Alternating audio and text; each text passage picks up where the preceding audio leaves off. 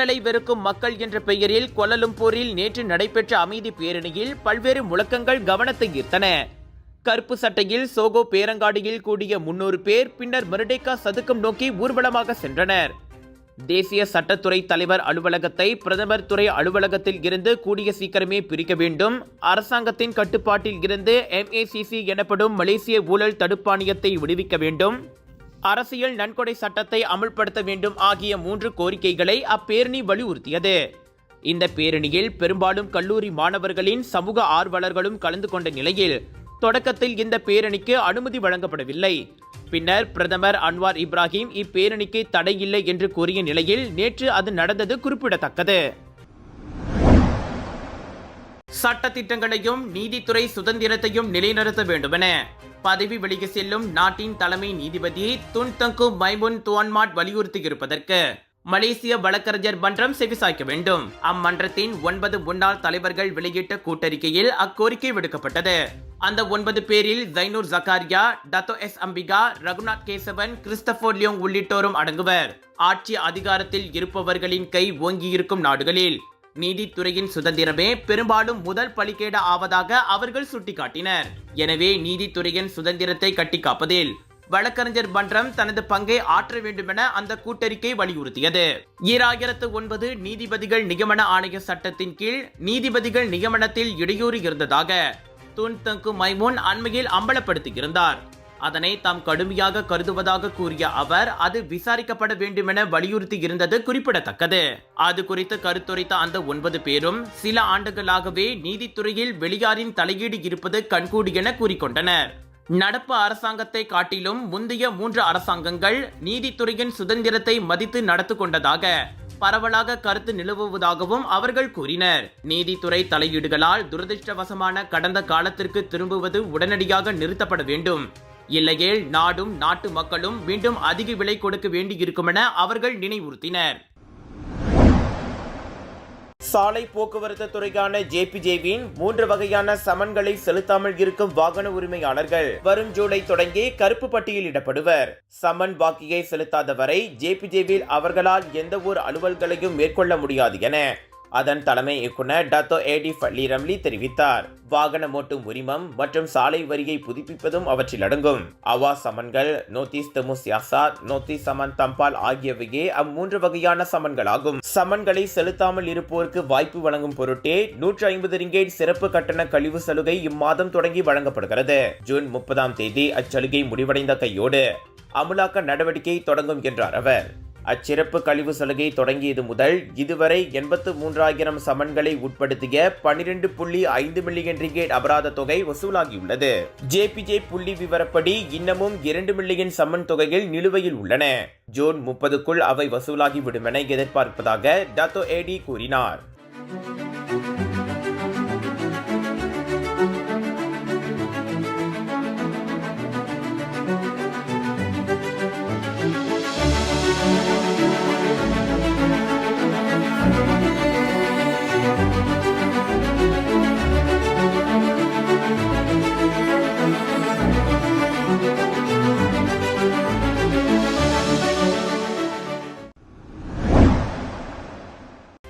மலேசியாவின் மிகப்பெரிய சிவன் ஆலயமாக பினாங்கில் ஸ்ரீ கங்காதர சிவபெருமான் ஆலயம் உருவாகவிருக்கிறது.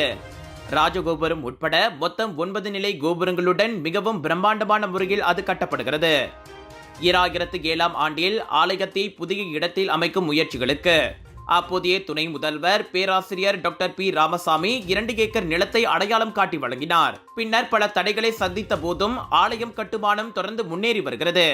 இந்நிலையில் மலேசிய தமிழ் சமுதாயத்தின் பக்தி மற்றும் பாரம்பரியத்தை பறைசாற்றும் வகையில் கம்பீரமாக எழுந்தருளும் இவ்வாலய திருப்பணிக்கு மொத்தம் 15 மில்லியன் ரிங்கெட் தேவைப்படுகிறது. இதையடுத்து சிபராங்ஜயாவில் உள்ள தி லைட் நட்சத்திர விடுதியில் ஆலய திருப்பணிக்கு நிதி திரட்டும் நிகழ்ச்சி நடைபெற்றது. ஆலய திருப்பணி தலைவரும் மலேசிய மக்கள் சக்தி கட்சியின் தேசிய தலைவருமான டத்தோஸ்ரீ RS தனேந்திரன் தலைமையில் அந்நிகழ்ச்சி நடைபெற்றது. பினாங்கு மாநில ஆட்சிக்குழு உறுப்பினர் டத்தஸ்ரீ சுந்தரராஜு, மாநில மாய்கா தலைவர் டத்தோ தினகரன், மேலவை உறுப்பினர் செனட்டர் டாக்டர் ஆர் லிங்கேஸ்வரன் உள்ளிட்ட பிரமுகர்கள் இந்நிகழ்ச்சியில் பங்கேற்றனர். அதில் ஆலயத்தின் மாதிரி வடிவமும் அறிமுகம் செய்து வைக்கப்பட்டது. ஆலயத்தின் இறுதிக்கட்ட பணிக்கான நிதியை பக்தர்களும் தாராளமாக வழங்க வேண்டும் என விழாவில் அழைப்பு விடுக்கப்பட்டது. தமிழ்நாட்டை சேர்ந்த இசை கலைஞர்களின் பக்திமயமான இசை நிகழ்ச்சியும் அரங்கேறிய அந்நிகழ்வில் 1000க்கும் மேற்பட்ட பக்தர்களும் பொதுமக்களும் கலந்து கொண்டனர். 9 வயது பெண் பிள்ளையை கடத்தி கற்பழித்ததாக சந்தேகிக்கப்படும் மாற்றான் தந்தை சபா கலாபாக்கானில் கைதாகியுள்ளார். அச்சிறுமியின் தாய் வெள்ளிக்கிழமை போலீசில் புகார் செய்ததை அடுத்து அவ்வாடவர் கைதானார். அச்சம்பவம் நடந்தது கடந்த ஆண்டு ஆகஸ்டில். ஆனால் விஷயம் வெளியே தெரிந்தால் மகளை கொன்று விடுவேன் என தனது முன்னாள் கணவருமான அவ்வாடவர் மிரட்டியதால் இவ்வளவு நாள் அம்மாது போலீசில் புகார் செய்யாமல் இருந்துள்ளார். தோட்ட தொழிலாளர் குடியிருப்பில் இருந்து அச்சிறுமியை வெளியே கடத்தி சென்று அந்நபர் கற்பழித்துள்ளார். இந்நிலையில் சந்தேக நபர் விசாரணைக்காக 7 நாட்கள் தடுத்து வைக்கப்பட்டுள்ளார். குற்றம் நிரூபிக்கப்பட்டால் அதிகபட்சம் 20 ஆண்டுகள் சிறையும் பிரம்படிகளும் விதிக்கப்படலாம். உங்கள் சிறந்த ஆரோக்கியத்திற்கு அளவான எண்ணெயுடன் சிறந்த முறையில் தயாரிக்கப்பட்ட சைவம் அசைவத்திற்கும் பொருந்தும் சூப்பர் ஊறுகாய், பச்சை கொடி சிவப்பு மீன் சின்னம் கொண்ட ஸ்ரீ மீனாட்சி ஊறுகாய். இலங்கை முன்னாள் அதிபர் மஹிந்தா ராஜபக்சேவின் இளைய மகன் யோஷிதா ராஜபக்சே ஊழல் புகாரில் கைதாகியுள்ளார். சட்டவிரோதமாக சொத்து வாங்கியதன் பேரில் போலீசார் அவரை கைது செய்தனர். 2015ஆம் ஆண்டுக்கு முன் தனது தந்தை அதிபராக இருந்தபோது முறைகேடு செய்து அச்சொத்தை வாங்கியதாக யோஷிதா விசாரிக்கப்படுகிறார். புதிய அதிபராக அனுராக் குமாரா திசநாயக் நவம்பரில் பொறுப்பேற்றதில் இருந்தே பல்வேறு முறைகேடுகள் தொடர்பில் ராஜபக்சே குடும்பம் விசாரணை வளையத்திற்கு கொண்டு வரப்பட்டுள்ளது. மஹிந்தா ராஜபக்சேவின் மூத்த மகன் நமல் ராஜபக்சே கடந்த ஆண்டு அதிபர் தேர்தலில் போட்டியிட்டு தோல்வியுற்றார். அவரின் படுதோல்விக்கு அவரின் தந்தை மற்றும் பெரியப்பா கோத்தாபயே ராஜபக்சே ஆட்சியின் போது மலிந்து கிடந்த ஊழல்கள் காரணங்களாக கூறப்பட்டன. இந்நிலையில் வெளியில் அதிகம் அறியப்படாதவராயிருந்த யோஷிதா ராஜபக்சே இப்போது கைதாகியுள்ளார். முன்னதாக வெடித்த மக்கள் புரட்சியால் ராஜபக்சேவின் மொத்த குடும்பமும் நாட்டை விட்டு தப்பி ஓடியது குறிப்பிடத்தக்கது. மலேசியாவில் முதல் முறையாக என்ரிகோஸ் நிறுவனம் மாட்டுப் பொங்கல் விழாவை பெரிதளவில் கொண்டாடவிருக்கின்றது. கிராம சூழலுடன் மாட்டு வண்டி கண்காட்சி, பாரம்பரிய விளையாட்டுகள், ஜல்லிக்கட்டு கண்காட்சி உள்ளிட்ட பல நிகழ்ச்சிகள் நடத்தப்பட உள்ளன. இந்த சிறப்பான விழாவில் கலந்து கொண்டு பொங்கல் திருநாளை அனுபவிக்க உங்கள் அனைவரையும் என்ரிகோஸ் அழைக்கிறது. இந்த விழாவில் கலந்து கொள்ள www.enrico.com.my என்ற அகப்பக்கத்தை நாடுங்கள் அல்லது 01255222845 என்ற எண்ணை தொடர்பு கொள்ளுங்கள்.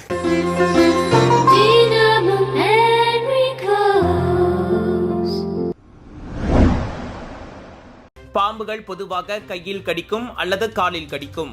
ஆனால் இந்தோனேசியாவின் காட்டுப்பகுதியில் மலையேறும் நடவடிக்கையின் போது விஷப்பாம்பொன்று தனது மர்ம உறுப்பை கவ்வியதால் ஓர் ஆடவர் கலகலத்து போன சம்பவம் வைரலாகியுள்ளது. அங்காரா சோஜி எனும் அந்நபர் இன்ஸ்டாகிராமில் அவ்வீடியோவை பதிவேற்றியுள்ளார். ஆணுறுப்பை கவ்விய பாம்பை அவர் கையால் இழுத்து தள்ள முயன்றும் அது முடியவில்லை. பாம்பு கெட்டியாக பிடித்து கொண்டதால் வலி தாங்காத அவர் உட்கார்ந்தே விட்டார். பலங்கொண்டு பாம்பை அவர் தொடர்ந்து இழுத்த போதும் அது தனது பிடியை விடவில்லை. பாம்பை அவர் முதலில் கையில் பிடித்தாரா அல்லது அதுவாக அவர் மீது ஏறியதா என தெரியவில்லை. வீடியோவை பார்த்தவர்களில் பலர் அதிர்ச்சியும் ஆச்சரியமும் தெரிவித்த நிலையில் நகைச்சுவையான கருத்துகளுக்கு பஞ்சமில்லை. அவருக்கும் பாம்புக்குமான போராட்டத்தில் கடைசியில் என்னவானது என தகவல் இல்லை. அவ்வீடியோ இதுவரை 25.6 மில்லியனுக்கும் மேற்பட்ட வியூஸ்களை பெற்றுள்ளது. இந்த தேங்காய் எண்ணெய் சமையல்ல அப்படின்னு ஸ்பெஷல் இருக்கு. கேரளாவிலிருந்து தயாரிக்கப்பட்ட ரேனாயூர் சமையல் தேங்காய் எண்ணெயில சமையல் செஞ்சு சாப்பிட்டா தரமாவும் இருக்கும், அறுசுவையாவும் இருக்கும்.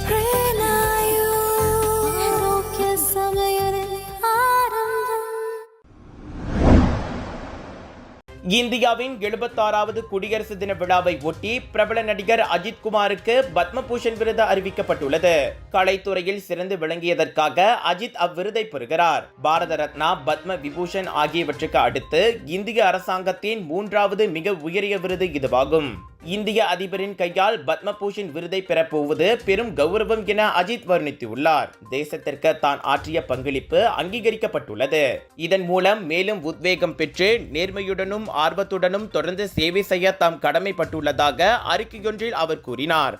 கடந்த வாரம் துபாய் கார் பந்தயத்தில் வெற்றி, இந்த வாரம் பத்ம விருது அறிவிப்பு என அஜித்துக்கு ஏறுமுகமாக இருப்பதால் அவரின் தீவிர ரசிகர்கள் வலைத்தளங்களில் கொண்டாடி வருகின்றனர். இவ்வேளையில் அதே கலைத்துறை சேவைக்காக நடிகையும் நாட்டிய தாரகியுமான சோபனாவுக்கும் பத்மபூஷன் விருது அறிவிக்கப்பட்டுள்ளது. அவ்விருதை பெறும் மற்றொரு முக்கியமானவர் மூத்த தெலுங்கு நடிகர் பாலகிருஷ்ணா ஆவர். இவ்வேளையில் 4வது உயரிய விருதான பத்மஸ்ரீ விருது வாங்குவோரில் குக் வித் கோமாளி புகழ், சமையல் கலைஞர் செஃப் தாமு எனப்படும் தாமோதிரனும் அடங்குவார்.